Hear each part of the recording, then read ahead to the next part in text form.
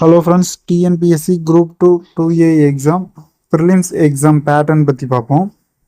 டோட்டலாக 3 parts, 15 units, 200 question, 300 marks கேட்குறாங்க. அந்த 3 parts என்னென்னன்றதை பார்ப்போம். 3 பார்ட்டாக இருக்குது.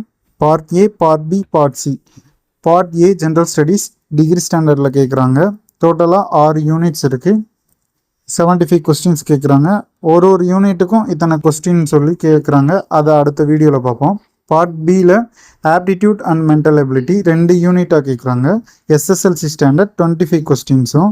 Part C language general Tamil or general English, அதுவும் எஸ்எஸ்எல்சி ஸ்டாண்டர்ட் தான். டோட்டலாக 7 யூனிட்ஸ்லேருந்து 100 கொஸ்டின்ஸ் கேட்குறாங்க. அடுத்த வீடியோவில் சிலபஸ் அண்ட் ஸ்ட்ராட்டஜி பற்றி நம்ம பார்ப்போம்.